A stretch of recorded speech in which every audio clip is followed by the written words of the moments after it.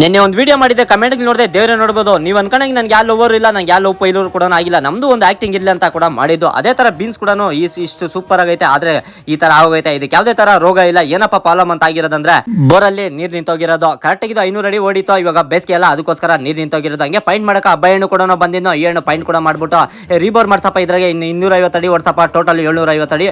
ಅದು ನಿಮ್ಗೆ ಒಳ್ಳೆ ನೀರು ಸಿಗ್ತದನ್ನು. ಹಂಗೆ ಜೀಪ್ ಕಟ್ಬಿಟ್ಟು ಪೈಪ್ ಎತ್ಬಿಟ್ಟು ಹಂಗೆ ಬೋರ್ ಗಾಡಿ ಕೂಡ ಬರಕ ಟೈಮ್ ನೋಡಿದೆ 10 ಗಂಟೆ ಆಗಿತ್ತು. 720 ಅಡಿಗೆ ಒಳ್ಳೆ ನೀರು ಕೂಡ ಸಿಕ್ತಾವ. ಒಂದೊಳ್ಳೆ ಬೆಳೆ ಬೆಳೆದಾಗ, ಒಂದೊಳ್ಳೆ ರೇಟ್ ಇದ್ದಾಗ ಈ ತರ ಕೂಡ ಆಗ್ತೈತೆ. ನಾವು ಭಗವಂತನ ಮೇಲೆ ಬಾರ್ ಹಾಕ್ಬಿಟ್ಟು ಈ ತರ ಕೆಲಸಗಳು ಕೂಡ ಮಾಡ್ತೀರಿ. ಇಷ್ಟು ಯಾರ್ದಪ್ಪ ತೋಟ ಅಂದ್ರೆ ನನ್ನ ಫ್ರೆಂಡು ಚರಣ್ದು.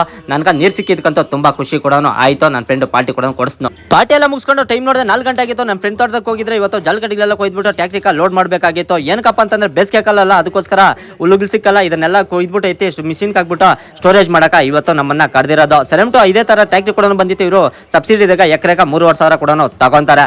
ಸೆಮ್ ಟು ಮಿಷಿನ್ ಕೂಡ ಓಡಿಸ ಈ ಕಡೆ ಜಲ್ಕಡಿ ಕೊಡ್ತಾ ಇದ್ರೆ, ಆ ಕಡೆ ಪುಡಿ ಪುಡಿ ಆಗ್ಬಿಟ್ಟಿದೆ. ಸ್ಟೋರೇಜ್ ಕೂಡ ಹೋಗ್ತಾ ಇತ್ತು. ಸ್ಟೋರೇಜ್ ಮಾಡೋ ವಿಧಾನ ಯಾವ್ದಪ್ಪ ಅಂತಂದ್ರೆ ಖನಿಜ ಮಿಶ್ರಣ ಅಂತ ಕೂಡ ಬರ್ತದೆ. ಇದನ್ನು ಹಾಕ್ಬೇಕು. ಅದ್ರ ಜೊತೆಗೆ ಉಪ್ಪು ಪ್ಯಾಕೆಟ್ ಕೂಡ ಹಾಕ್ಬೇಕು. ಅದೇ ತರ ಬೆಲ್ಲದ ನೀರು ಕೂಡ ಹಾಕ್ಬೇಕು. ಬೆಲ್ಲದ ನೀರೆಲ್ಲ ಇದೆಷ್ಟೆಲ್ಲ ಮಿಕ್ಸ್ ಮಾಡ್ಬಿಟ್ಟು ಹಾಕ್ಬಿಟ್ಟು ಈ ತರ ಸ್ಟೋರೇಜ್ ಮಾಡಿದ್ರೆ ಯಾವುದೇ ತರ ಪ್ರಾಬ್ಲಮ್ ಆಗಲ್ಲ. ಕರೆಕ್ಟಾಗಿ 3 ತಿಂಗಳು ಕೂಡ ವರ್ಕೌಟ್ ಆಗ್ತದೆ ಅಂತ ಹೇಳಕ ಇಷ್ಟಪಡ್ತೀನಿ. ಅಷ್ಟು ಯಾರ್ದಪ್ಪ ಇದಂದ್ರೆ ನಮ್ಮ ಫ್ರೆಂಡ್ ಮನೋವರ್ಧನ್ ಮುಟ್ಟಿದ ಹಸುಗಳು ಕೂಡ ಸಾಕವನೆ. ನೀವು ಯಾರಾದ್ರೂ ಹಸುಗಳು ಈ ತರ ಸಾಕಿದ್ರೆ ಕಮೆಂಟ್ ಬಾಕ್ಸ್ ಒಂದು ಕಮೆಂಟ್ ಮಾಡಿ ಅಂತ ಹೇಳಕ ಇಷ್ಟಪಡ್ತೀನಿ.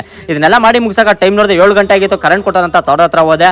ಇವತ್ತು ನನ್ನ ಜೊತೆಗೆ ಪುಲಿ ಇಲ್ಲ, ಅದಕ್ಕೋಸ್ಕರ ನನ್ನ ನಾಯಿ ಕೂಡ ಎತ್ತು. ಸೆಮ್ ಟು ಗೇಟ್ ಒಳಗೆಲ್ಲ ತಿರುಗಿಬಿಟ್ಟು ಮನೆಗೆ ಬರೋಕೆ ಟೈಮ್ ನೋಡಿದ್ರೆ 9:15 ಆಗಿತ್ತು. ಇವತ್ತಿನ ಕತೆ ಇಷ್ಟು. ನಾಳೆ ಸಿಗ್ತೀನಿ ಫ್ರೆಂಡ್ಸ್ ನಿಮ್ಗೆ.